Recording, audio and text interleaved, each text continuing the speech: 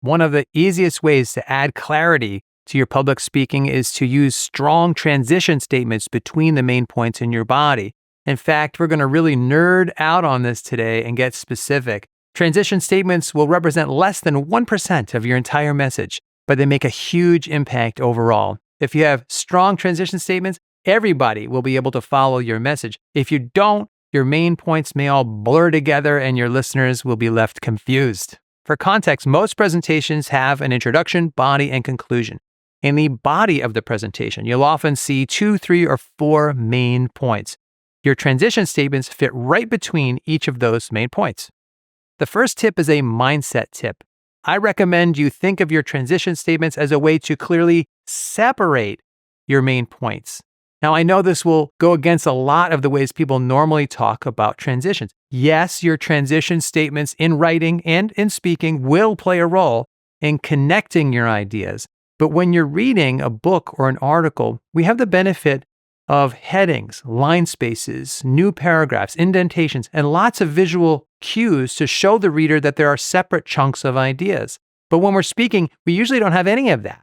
We sometimes don't even have PowerPoint slides to show the different ideas. And what happens when our mindset is to connect our main points with transitions, we end up using words that blur or shade the points together too much. Here's some examples of blurry and ineffective lead-in transition phrases. And that leads us to, another issue is, or I also believe that. Lead-in phrases like these can make it sound to your listeners like you're adding to the first main point. It can sound like you've not left that behind yet and you're expanding on it. So when you're doing public speaking, I have found when working with clients and students, it's much better to adopt the mindset that your transition statements should help to create a clear separation between your main points so that everybody listening can tell that you've finished with one idea and you're moving on to the next point. When you see the examples I'll show you in a moment, the points will still all feel connected because each point is still part of the same message, the same story. Let's make this concrete with some examples that signal you are moving from one point to the next. The easiest way to do this, and it's the one that I personally use most, is to simply repeat a version of the signposted topic sentence you used to introduce whatever main point you're talking about. We'll call this a summary transition with a signpost. For example, I've recommended in tons of videos that when you get to each of your main points in the body, you should signal and signpost by saying first, second, or third in the topic sentence when you get to those points. So let's say we're doing a hypothetical presentation about the benefits of 3 types of exercise. In this message, my first main point is going to be about lifting weights.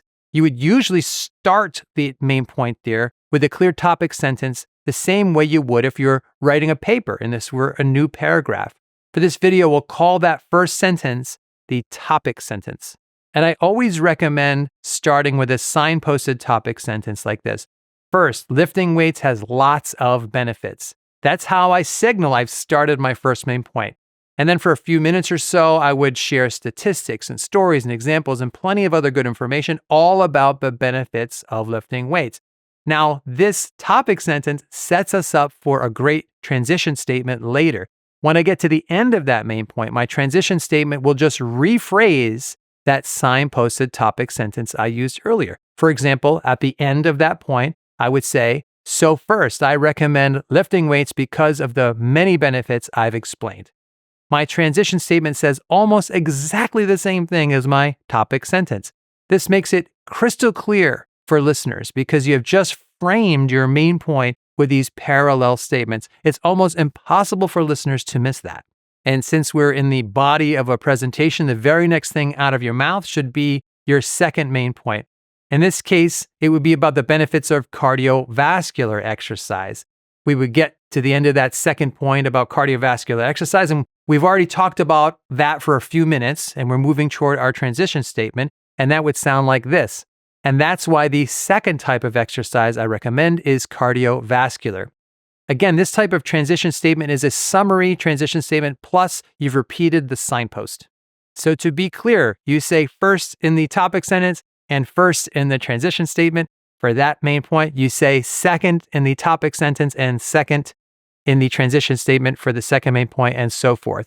Another version of that is to rephrase your topic sentence for the main point, but leave off the signpost. In this case, you would get to the end of your point about lifting weights and give what's called a regular summary transition. And you might say, as you can see, lifting weights has lots of benefits.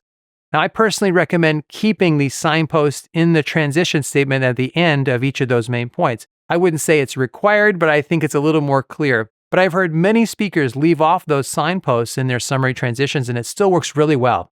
The next type of transition we'll look at has two parts. First, you look back, and then you look forward. In part A, you say fairly directly that you have finished talking about one point, and then in part B, you show that you're moving on to the next point. Using the same example, my transition at the end of my first point about lifting weights would sound like this. Now that I've told you all the benefits that come with lifting weights, let's talk about another type of exercise. And then the next thing out of my mouth would be my signposted topic sentence that talks about cardiovascular exercise. At the end of my entire point about cardiovascular exercise, this looking back, looking forward type of transition would sound like this. Those are the many benefits of cardiovascular exercise. Let's turn to the final type of exercise I recommend. And then the next words out of your mouth would be the signposted topic sentence that sounds like this. Third, stretching is one of the best ways to prevent injuries while getting in shape.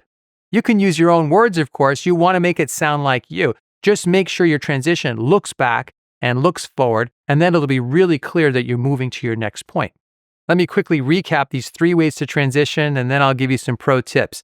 You have your signposted transition with a summary. Next, you have your summary transition where you recap the point you just talked about, but you leave off the signpost. And third, you have this looking back and looking forward style of transition. There are other types and variations of these, but these are the 3 that I see used most often and that I recommend. Let me give you 4 quick pro tips about some common questions I get. One question is, do you really need both a transition statement and a topic sentence for the next point? So it's not required, but that's what I recommend. For example, the transition statement and the signposted topic sentence are not the same thing. People often confuse these, but they play 2 different roles. I recommend you experiment with your wording until you have one concise statement that pulls your initial point together. That's your transition statement. And then give a 1-second pause before signposting and introducing your next point. These 2 sentences are related, of course. They work together, but treat your transition statement and topic sentence as 2 different elements. Another question I hear is, what about the end of your third main point? Do you need a transition statement there? Yes, but it's the least important transition statement because your conclusion is the very next part. But I still believe you should use a concise transition statement that simply recaps the third main point. It's not as important to signpost on the third transition because it's your last point. You also can't do a looking back, looking forward transition there for the same reason. That's why I recommend that you just recap with one concise statement on your third point. As an example, you might say, stretching is one of the best ways to prevent injuries. A summary transition statement like that shows that you're bringing the point to a close. And of course, when you move to your conclusion of the presentation, the next words out of your mouth should be something along the lines of in conclusion or in closing, or another phrase that signals you're wrapping it all up. The third question I hear is about the relative smoothness of these transitions and the extent to which the main body points will seem too disconnected or separated by transition statements like this. I have to say I've never seen that happen in an actual presentation. In my example about weightlifting, cardiovascular, and stretching, those are all part of one connected story about the benefits of exercise. If you selected the right main points like this, then there'll be a logical flow to everything you say. They'll all feed back to your thesis statement. So the transition statements that I'm recommending won't sound choppy at all. They'll sound clear.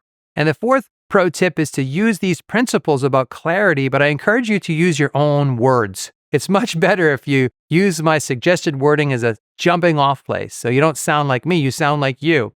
You want to dress up your transition statements a bit and make them sound more artful, more colorful, more unique. That's great. Just keep in mind all of this, the transitions, the signposts, that's for your listeners' benefit. If you're using strong transition statements like these, your listeners will be able to follow you easily and never lose track of where you are in your message. Be sure to take a look at my website. There's an entire page of free resources for you. There's a class, for example, on the top 5 essential communication skills that all professionals should have. There are free downloads and other things. I'll put a link to that in the description below this video. Until next time, thanks, God bless, and I'll see you soon.